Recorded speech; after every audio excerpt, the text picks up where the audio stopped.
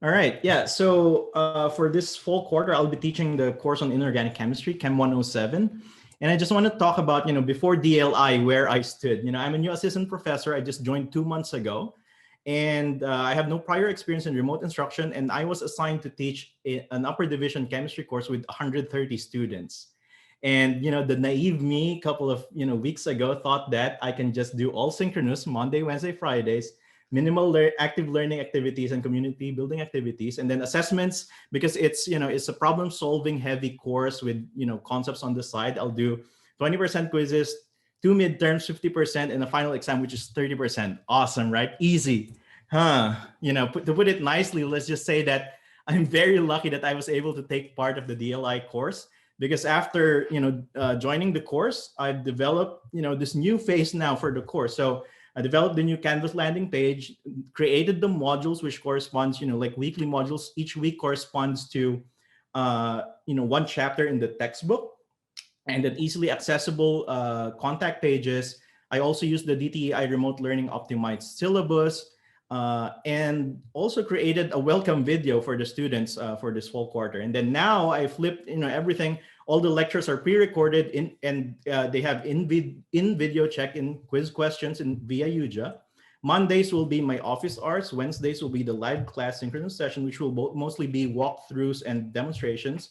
And Fridays will be their quiz day, where they will take the weekly assessment quizzes, which are going to be in Gradescope, and I will talk about this later. And to accommodate, and to have a sense of flexibility, I'm doing 9 total quizzes, 1 per week starting next week, and we will drop the 2 lowest quizzes for to accommodate any difficulties and whatnot.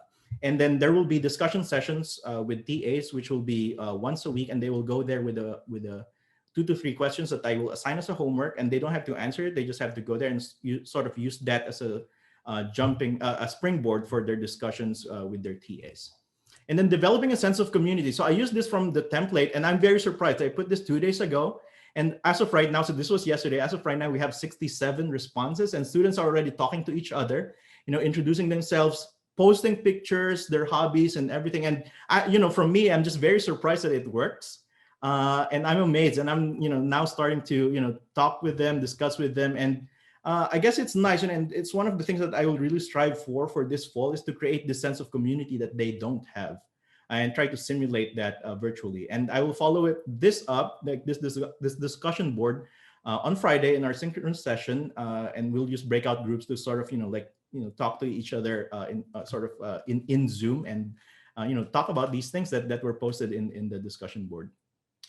And then another, way to develop a sense of community also while learning, I'm starting this peer review journal club, where I will pick, seminal papers in inorganic chemistry, and we'll do this, only 4 times in the quarter. And they will act as peer reviewers. They will re-review these seminal papers, what are good and what are, aspects that can be developed, and it's sort of like, a summative assessment where they will use concepts that they learned not only in inorganic chemistry, but also in the previous courses that they learned. And then that will be 10% of their grade.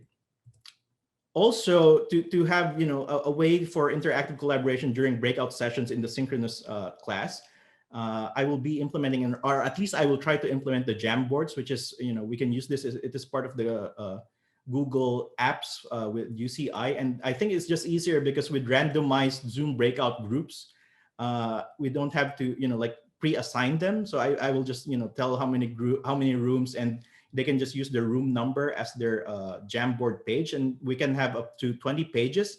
And then they can use a pen. They can use these sticky notes to write their thoughts in, sort of like an idea board, and then a lot of these other functionalities. For my quizzes, because there's a lot of problem-solving type quizzes, I chose to use Gradescope, where they can write in their solutions, and then we can create rubrics for that, especially for questions that are not true or false or are not multiple choice questions. And it will be just way easier for TAs to go through, and most especially provide direct feedback per questions, and they can write in what I encourage my TAs to write in whatever comments they have, points per improvement per question. So that'll be awesome. And then also a way to get feedback from students is I'm keeping this reflection journal function in the DTEI template, so that students can reflect on what they learned, what they did not learn, what they strived, what they struggled with, sort of feedback for us so that we can tackle it the next week and discuss these topics that they were that were challenging for students. So before these things, and now I have all of these new aspects for my course to improve, sort of like the flexibility, the availability of courses, and just like the learning experience during this time. So thank you very much, DTEI, and special thanks to my instructional designer, Bo. She really helped me a lot. Just before this meeting, we were actually, sort of like having a meeting to wrap up everything and sort of like tie up all together. So thank you very much.